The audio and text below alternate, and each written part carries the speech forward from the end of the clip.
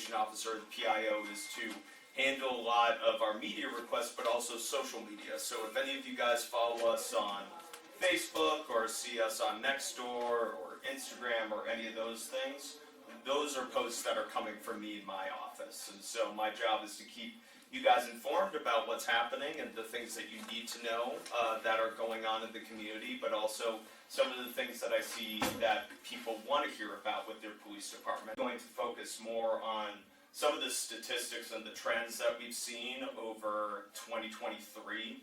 Obviously, over the course of the pandemic, and it's not exclusive to Wheat Ridge, we saw crime kind of tick up in the Denver metro area, but we're now starting to see a lot of positive trends of that kind of coming back down to earth and getting back towards pre-pandemic. So overall, I mean, the numbers don't lie. We don't just talk about the successes, we also talk about the things that we're seeing. You know, persons crimes ticked up a little bit in 2023. Overall, we saw an closer to 12% increase. But at the same time, there's some solid statistics that we're seeing. Sex assaults were down about 7%, sex offenses against children down 20%. And then, but we did see some other things like robbery, close to 10% increase, felony assaults up 10%, simple assault up 16%. And then the homicides, and I know that, you know, we live in a small community, and so obviously when we hear about one of these things, it hits close to home. And so, yeah, come on in. We don't deal with a lot in Wheat Ridge. On average, we deal with about one, and unfortunately, we had 3 last year, right? And so that's certainly something that is concerning, but those statistics compared to other areas are relatively small. Property crimes, we saw some really positive movement. So motor vehicle theft, that's been the big one in the Denver metro area. That dropped in Wheat Ridge 27% last year, and it dropped above 20% from the year before. So we had 520 in 2021, that's down to 310 this past year. I think a lot of that is due to some of our partnerships and collaborations with other agencies across the metro. We are a part of CMAT, which is the big acronym, CAPTA Metropolitan Auto Theft Task Force, but it's basically us and Lakewood and Denver and Aurora all dedicating a detective or two, some of our resources together to kind of track down some of these organizations that are targeting cars in the Denver metro area. And so we think that that information sharing and some of those operations, and you'll see those on social media, that has been incredibly successful. So we love to see that down. Theft of motor vehicle parts, like catalytic converter theft, if you've been paying attention to some of those headlines, that's down 48%. At the same time, I mean, we have arson's down 35%, but that's only a single-digit thing. So, you know, when there's fewer crimes, those statistics kind of swing in a big way. There's some other crimes that we're taking a look at. Theft in particular is one that I think is really interesting, right? It went up 13%, but we had more theft in 2023, reports of theft, than we have in any of the past 5 years.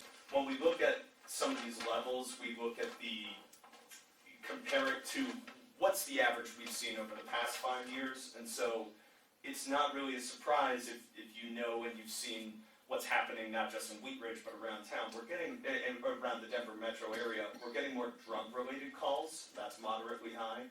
We're getting more calls for disorderly conduct, and it's going to be tied in with the influx of people that we see that are experiencing homelessness, and it's a combination of, you know, mental health related things when you talk about disorderly conduct sometimes, but also drug related things as well. And so this is a pretty honest reflection of the situation that we're dealing with. But when we talk about all these things, whether they're going up and going down, I think the big takeaway that I want you guys to understand is that all of these levels, all of these different categories outside of a handful, they're all back to what we saw in 2018 and 2019. So we had this huge spike in 2021, and now we're kind of coming back down to earth. But we're doing a couple of different things that we are launching this year. The drone program is one that I'm very excited about, and Sergeant Bowman has a huge part in that. Facial recognition technology, we're officially re-implementing after the legislature put up some guardrails for that, and so we are the first department in the Denver metro area to reintegrate that, folks. And then speed camera tech. If you follow us on social media, we've been, since the beginning of the year, posting a lot of speeding stats around the Wheat Ridge area through our Black Box program, where we're basically put up this piece of technology on a pole. We leave it up there for a week, and we clock, 5,000, 10,000 cars that go along that stretch, and it gives us things like average speeds. What's the 85th percentile speed? A big reason why we're doing this is to just get a better idea of where do we put our resources where they will be the most used. And so we've been able, through this program, to identify a couple of hot spots around town where we're like, okay, yeah, 5% of cars are going 10 plus miles per hour over the speed limit. Maybe we're going to put our traffic unit over there and focus a little more speed enforcement on that side of town. So, and then this year and beyond, I think that I think staffing is a huge point of emphasis, and it has been in the past couple of years.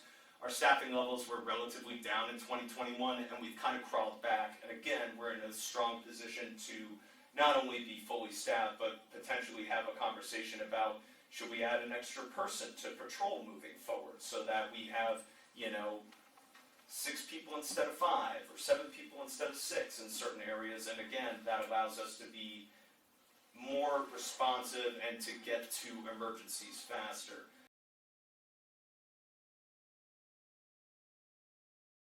But I think it applies very appropriately to where we are as an organization. Many of you know that SEL Health merged with Intermountain Health 2 years ago, April 1st, so we just celebrated our 2-year anniversary. Intermountain Health is a very large healthcare system that has been around for a very long time as well, based in Salt Lake City, but our regional headquarters is here in Colorado and in Broomfield, and we have 8 hospitals in our region. We have 4 of them along the Front Range. Lutheran is one of our largest hospitals, and certainly the crown jewel, and about to become the newest crown jewel as we move not too far away, about 3.1 miles or so as the crow flies from our current location. But it is a very appropriate quote that I share with you to start tonight. Every new beginning comes from some other beginning's end. And isn't that the truth? As it should. So why replacement hospitals? Older hospitals were not built for the new technology and the wave of where we're heading for healthcare of the future. And when I say modern technology, if you look at the Lutheran as it stands today, it looks like a pretty good shape. But it's been pieced together over decades. It has been, I would say hobbled together in some areas, especially when you look at the HVAC system and sewer connections and things of that nature. And we could, with the modern equipment, there's some modern equipment that just won't fit through the doors. So hats off to everyone who designed this. And I'm going to get this wrong, but you can fill in the details that were undertaken to make sure that the inside of this was built for caregivers and the service in mind. Tracking the number of steps between, the nurse's station to the patient room, floor to ceiling windows because it's more conducive to a healing environment. Here's our patient and hospital move information. That's it. Big day. Saturday, August 3rd, 2024. And it begins very early in the morning. Legacy campus. So when we leave, immediately, we call it into the decommissioning phase. Much like planning for a new hospital, the planning for what we will do with the existing campus has been going on for years as well, probably about 2 years. It is really true that we couldn't do this without them. The 100 acres is all zoned for healthcare use only at this time. So it makes sense that we're partnering with the city, because if we're going to help find a developer to transform that campus for the future, it's probably going to have to be rezoned.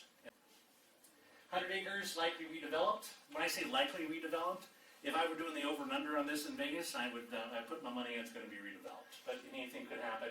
But it is guided by the City of Wheat Ridge Master Plan. So in partnership with the city and with council, about 1.5 years, 2 years ago, we undertook developing in partnership a master plan that will inform, set the guide rails, the framework, whatever you want to call it, for what developers could and should be able to do on that property.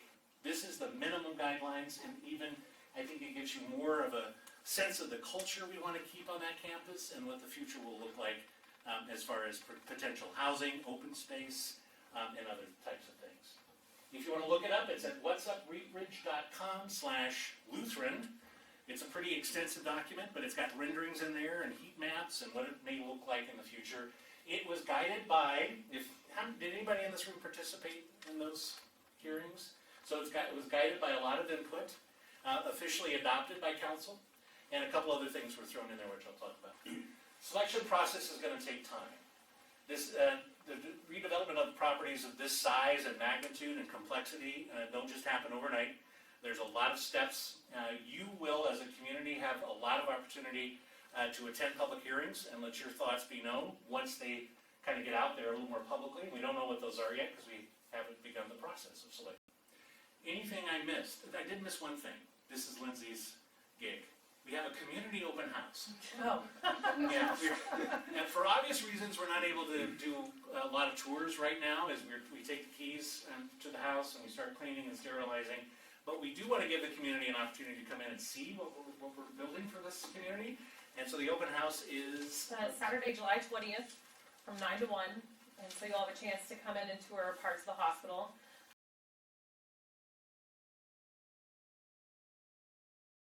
My name is Paige. I'm the executive director of Local Works. We're a nonprofit that partners with the city of Wheat Ridge to make Wheat Ridge a more vibrant and sustainable place to live and work.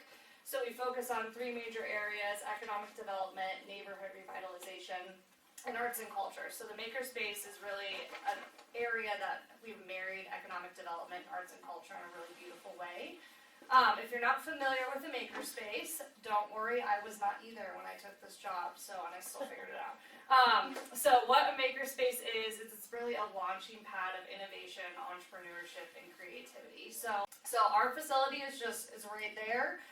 We do have open houses every Thursday from 4 to 5. We'll be doing tours. And then you can also drop by Monday through Thursday, 9 to 5 p.m. We'll have a trained staff member there for you to let you in. You can walk around and explore. But in the 7,500 square feet inside of our building, we have a Fab Lab, which is equipped with close to $65,000 of equipment. Everywhere from 3D printers to laser cutters to resin 3D printers. And then we have a metal shop and a wood shop. This is what really makes our makerspace different. Lots of makerspaces have that Fab Lab area but haven't figured out how do you get that metal shop and wood shop. Local Works has been, I would say, really blessed over the past several years that we had funds that we could put into a project that we believed in. Our membership, our makerspace is on a membership model. So think of it like a gym. So there's monthly memberships, there's annual memberships. We have discounts for veterans, teachers, seniors. We also have a scholarship program. And before I forget, I noticed on the way over here, Paige, if you don't mind, Explore 44, the signs are starting to go up. They Can you tell us a little bit about that? Yeah, so Local Works partners with the city on Ridge at 38, so many of you are probably familiar with that business corridor identity. 44th out of the sub-area plan now has a business corridor identity. It doesn't just span in the sub-area plan. I can't think of the word, boundaries, there it is. Boundaries, so this goes from Harlan to Ward, so city limits, and it's called Explore 44. So now when you drive on 44th, all the bus stops have Explore 44 with that design, and we'll be doing a lot more unveilings to come, including businesses are going to have window decals up. Here in the next 2 years, there'll be some placemaking done when it comes to, art that's featured, murals that are featured for Explore 44. And we'll also have an open house later this summer for residents to come get to know the brand, along with a digital directory on the Local Works website. So let's say you're looking for a coffee shop on 44th Avenue, you can search that on Explore 44. So definitely take a look at the bus stop.